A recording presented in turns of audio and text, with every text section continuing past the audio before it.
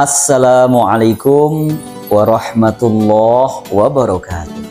Alhamdulillahilladzi yuhibbut ta'i'in wa yukafi'ul mukhlishin wa yudha'ifu birrahu lil muhsinin.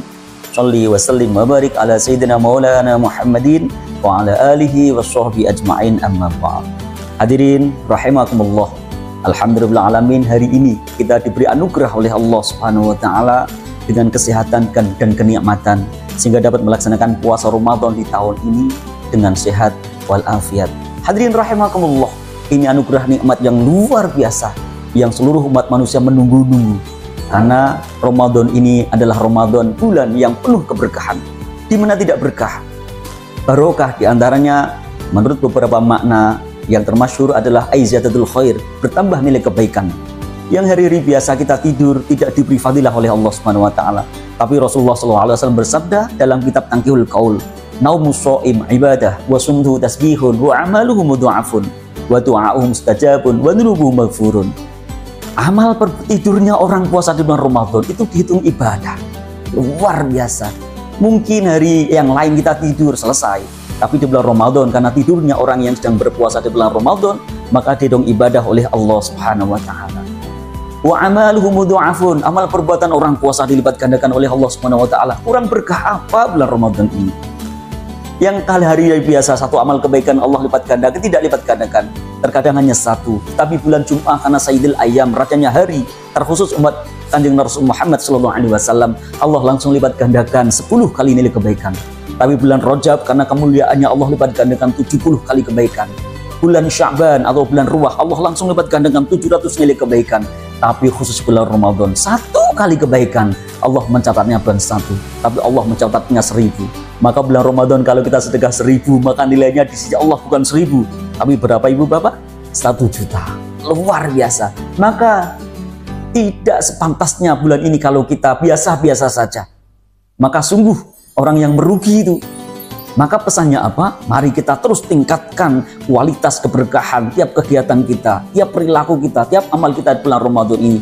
Karena belum tentu Ramadan yang akan datang kita mampu dan dijumpakan oleh Allah Subhanahu wa taala. Yang ketiga, wa du'a'u mustajabun, doa orang puasa diijabah oleh Allah Subhanahu wa taala. Wa dhunubuhu maghfurun, dan sungguh dosa-dosa orang puasa akan diampuni oleh Allah Subhanahu wa taala. Hadirin rahimakumullah, tiap kali Ramadan kita tidak asing dengan beberapa kemuliaan-kemuliaan disampaikan oleh para ustadz yang kita dengar melalui media-media dan lain. Tetapi setiap malam lazimnya kita melaksanakan tarawih bulan Ramadan.